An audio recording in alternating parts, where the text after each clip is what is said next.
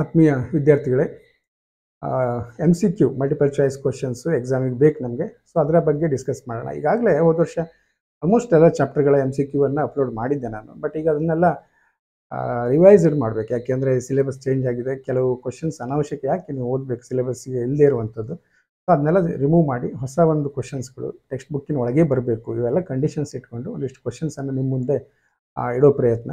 So ಅದು ನಿಮಗೆ help ಆಗುತ್ತೆ ಅಂತ ಅನ್ಕೋತೀನಿ ನಾನು. Okay, so first chapter electric charges and ಫೀಲ್ಡನ್ನು ಸ್ಟಾರ್ಟ್ ಮಾಡೋಣ.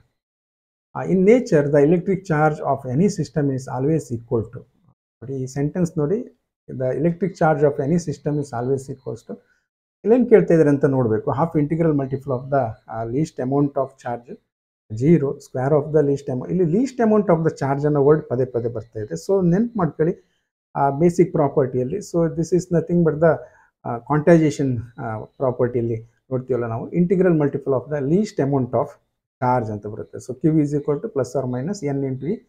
n ಇಸ್ ಎ ಇಂಟೀಜರ್ ಅಲ್ವಾ. ಸೊ ಹಾಗಾಗಿ ಈ is the least amount of charge. Correct answer ಏನು ಕೇಳಿದರೆ integral multiple of the least amount of charge ಅನ್ನೋದು correct answer. Okay, next, A Gaussian sphere encloses an electric dipole within it, the total flux across the sphere is. Gaussian sphere ಅಂತ ಹೇಳ್ತಾರೆ, ಅಂದರೆ spherical surface ಇದು. ಅದರಲ್ಲಿ ಏನಾಗಿದೆ ಅಂತೆ, complete ಆಗಿ electric ಡೈಪೋಲನ್ನು ಇಟ್ಟಿದ್ದಾರೆ ಅಂತ ಹೇಳ್ತಾರೆ. So the net charge enclosed by the Gaussian surface ನೋಡ್ಬೇಕು ನಾವು, ಯಾಕಂದರೆ ಫ್ಲಕ್ಸ್ ನಮ್ಗೆ ಬೇಕು ಅನ್ನೋದಾದರೆ phi is equal to Q net divided by epsilon naught ಅಂತ ಮಾಡ್ತೀವಿ. ಹಾಗೆ ನೆಟ್ ಚಾರ್ಜ್ ನೋಡಿದರೆ ಡೈಪೋಲ್ ಅಂದರೆ ಒಂದು ಕಡೆ ಪ್ಲಸ್ Q ಇರುತ್ತೆ, ಅದೇ ಮ್ಯಾಗ್ನಿಟ್ಯೂಡ್ನ ಮೈನಸ್ Q ಇನ್ನೊಂದು ಕಡೆಗೆ ಇರುತ್ತೆ. So total net charge is 0 ಆಗಿದ್ದಾಗ ನಮಗೆ ಫ್ಲಕ್ಸ್ ಏನಾಗಿರುತ್ತೆ, 0 ಆಗಿರುತ್ತೆ ಅನ್ನೋದು correct answer. Okay, an electric dipole placed in a non-uniform electric field experiences.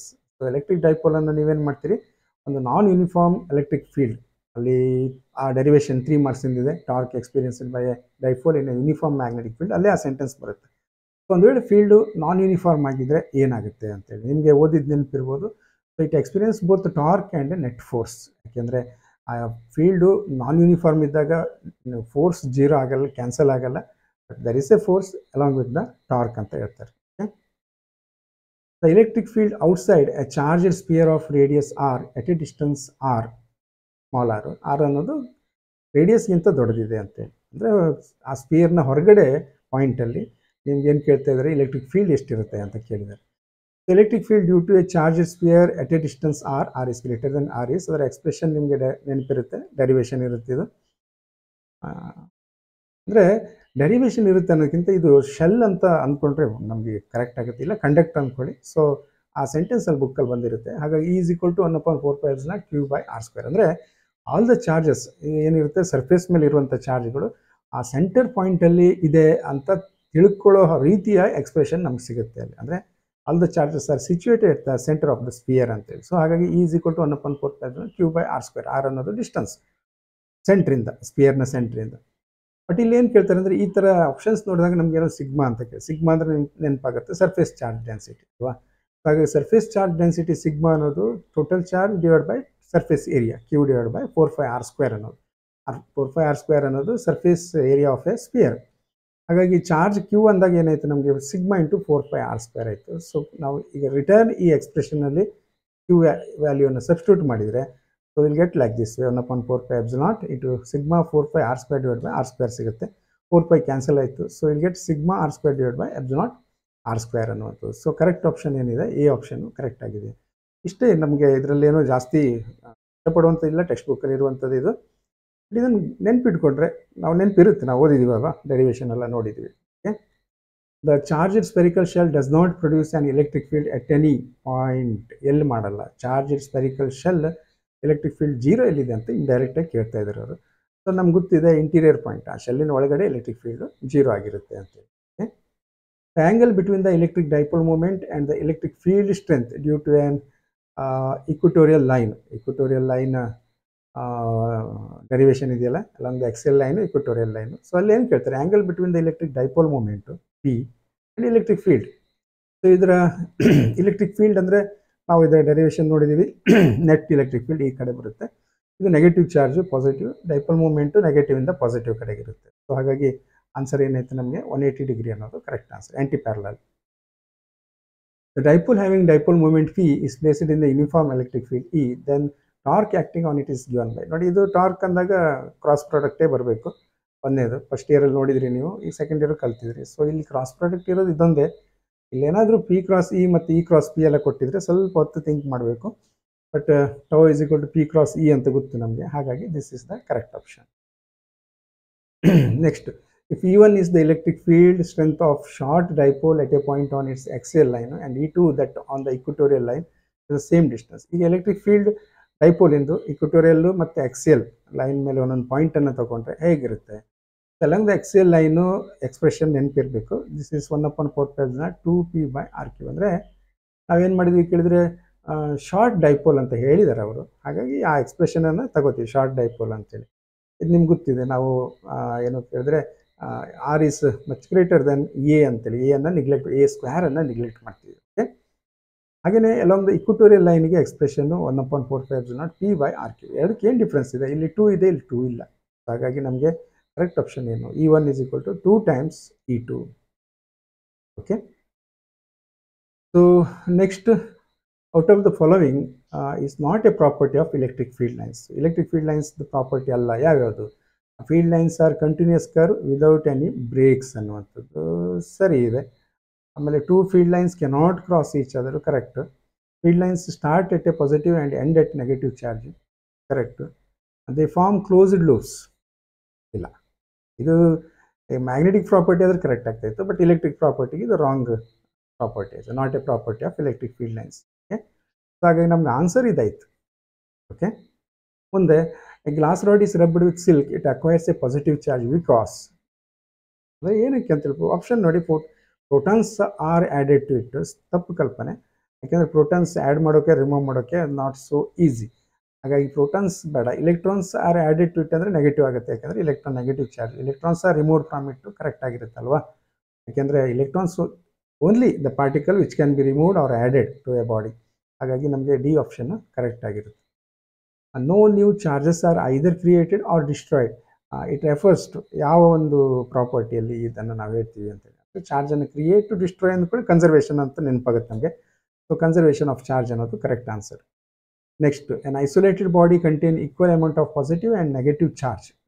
Positive ಮತ್ತು ನೆಗೆಟಿವ್ ಚಾರ್ಜು ಸೇಮ್ ಅಮೌಂಟ್ ಇದೆ, then the body is said to be. ಎರಡು same ಇದ್ದರೆ 0 ಆಗಿಬಿಡುತ್ತೆ ಟೋಟಲ್ ಚಾರ್ಜ್.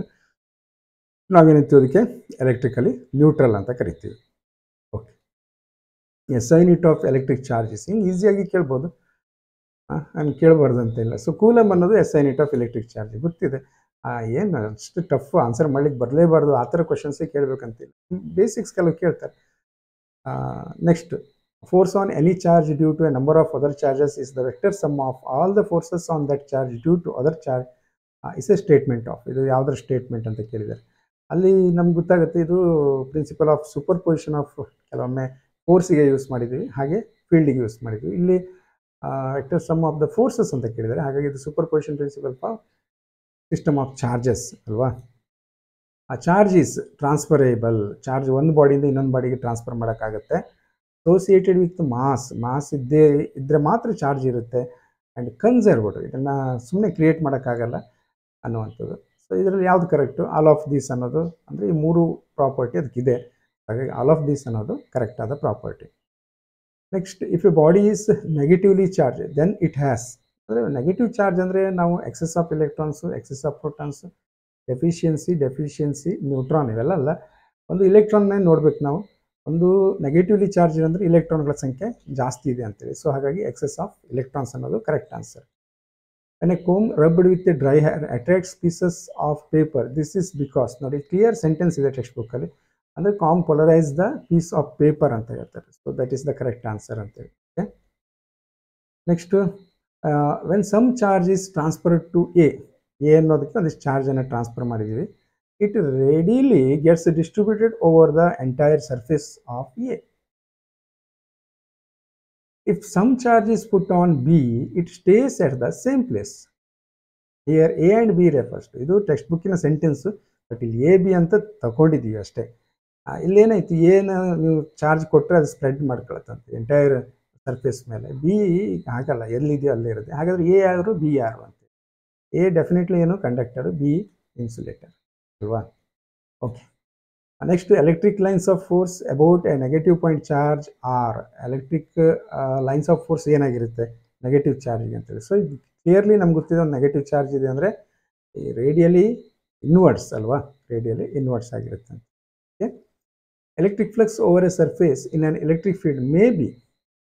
ಎಲೆಕ್ಟ್ರಿಕ್ ಫ್ಲಕ್ಸ್ಗೆ ಅದೇನು ವೆಕ್ಟರ್ಸ್ ಥರ ನಾವು ಟ್ರೀಟ್ ಮಾಡದೇ ಇದ್ರೂ ಕೂಡ ಅಲ್ಲೇನಾಗುತ್ತೆ ಕೇಳಿದರೆ ಪಾಸಿಟಿವ್ ಆಗುತ್ತಾ ನೆಗೆಟಿವ್ ಆಗುತ್ತಾ ಜೀರೋ ಆಗುತ್ತಾ ಅಂತ ಕೇಳಿದ್ದಾರೆ, ಅಥವಾ ಆಲ್ ಆಫ್ ದ ಮೂರೂ ಆಗುತ್ತಾ ಅನ್ನುವಂಥದ್ದು. ಓಕೆ ನೋಡಿ, ಒಂದು ಸರ್ಫೇಸ್ ಇದೆ, ಆ ಸರ್ಫೇಸಲ್ಲಿ ಹೊಂದ ಹೊರಗಡೆ ಬರ್ತಾ ಇದ್ರೆ ನಾವು ಅದಕ್ಕೆ ಪಾಸಿಟಿವ್ ಅಂತೀವಿ. ಇನ್ನೊಂದು ಸರ್ಫೇಸ್ನ ಒಳಗಡೆ ಹೋಗ್ತಾ ಇದ್ರೆ ನಾವು ಅದಕ್ಕೆ ನೆಗೆಟಿವ್ ಅಂತ ಕರಿತೀವಿ, ಆಯಿತಾ. ಆಮೇಲೆ ಎಷ್ಟು ಫೀಲ್ಡ್ ಲೈನ್ಸ್ಗಳು ಒಳಗೆ ಹೋಗ್ತವೆಯೋ ಅಷ್ಟೇ ಫೀಲ್ಡ್ ಲೈನ್ಸ್ ಹೊರಗೆ ಬರುವಂಥ ಕಂಡೀಷನ್ ಇದ್ದರೆ ಜೀರೋ ಫ್ಲಕ್ಸ್ ಅಂತ ಹೇಳ್ತೀವಿ, ಈಗ ಡೈಪೋಲ್ ಇಟ್ಟಾಗ. ಹಾಗಾಗಿ ಯಾವುದು ಕರೆಕ್ಟ್ ಆನ್ಸರ್ ನಮಗೆ? ಆಲ್ ಆಫ್ ದ ಅಬೌವ್ ಅನ್ನೋದು correct answer. Okay, next the electric field at a point on a equatorial line of a dipole and a direction of the dipole movement. ಇದನ್ನು ಕೇಳಿದರೆ electric field at a point on the equatorial line ಮತ್ತು direction of the dipole movement ಇವು ಹೇಗಿರ್ತವೆ ಅಂತೇಳಿ. Electric field ಈ direction dipole ಇರುತ್ತೆ ಅಂದರೆ will be parallel, will be in opposite direction, correct ಅಲ್ವಾ? Okay, so next an electric dipole will experience a net force when it is placed in a uniform electric field ಅಲ್ಲಿ place ಮಾಡಿದಾಗ net force ಇರಲ್ಲ, zero ಆಗಿರುತ್ತೆ. So ನಾನ್ uniform electric ಫೀಲ್ಡಲ್ಲಿ ಇಟ್ಟಾಗ ಮಾತ್ರ ಆ ರೀತಿ ಸಂದರ್ಭ ಬರುತ್ತೆ. ಓಕೆ, ನೋಡಿ ಅದೇ ಸೇಮ್ ಕ್ವಶನ್ ಒಂದು ಕಾನ್ಸೆಪ್ಟು, ಬಟ್ ಈ ರೀತಿ ಆಪ್ಷನ್ ಚೇಂಜ್ ಮಾಡಿದಾಗ ನಮ್ಗೆ ಅದು ಇದು ಅನಿಸ್ಬಿಡುತ್ತೆ. Next the electric field due to an infinitely long straight uniformly charged wire at a distance r is directly proportional to, ಇದು ಡೆರಿವೇಶನ್ 5 ಮಾರ್ಕ್ಸ್ ಅಂತ. ಎಕ್ಸ್ಪ್ರೆಷನ್ ನೆನಪಿರುತ್ತೆ ನಿಮಗೆ, E is equal to lambda divided by 2 pi epsilon naught r ಅಂತ ಗೊತ್ತಾಗುತ್ತೆ. So ಇಲ್ಲಿ E is directly proportional to ಅಂದಾಗ 1/r ಅಲ್ವಾ, ಇದು ಕರೆಕ್ಟ್ ಆನ್ಸರ್. 1/r ಅಂತ ಕರೆಕ್ಟ್ ಆನ್ಸರ್. ಓಕೆ, ಸೊ ಇಲ್ಲಿಗೆ ಈ ಒಂದು ಫಸ್ಟ್ ಚಾಪ್ಟರ್ದು ಒಂದು ಆನ್ ಆನ್ ಎವರೇಜ್ ಒಂದು 60% ಕವರ್ ಮಾಡಿದ್ದೀನಿ ಅನ್ಕೋತೀನಿ. ಸೊ ಉಳಿದ ಕ್ವಶನ್ಸ್ ಏನಾದರೂ ಎಕ್ಸ್ಟ್ರಾ ಹೊರಗಡೆಯಿಂದ ಸಿಕ್ಕಿದಾಗ ಅದನ್ನು ಅಪ್ಡೇಟ್ ಮಾಡ್ತೇನೆ. ಇದಿಷ್ಟು ಟೆಕ್ಸ್ಟ್ ಬುಕ್ ಹಿಡ್ಕೊಂಡು ಕೂತ್ಕೊಂಡು ಮಾಡಿರುವಂಥ ಕ್ವಶನ್ಸ್ಗಳು. Okay, thank you.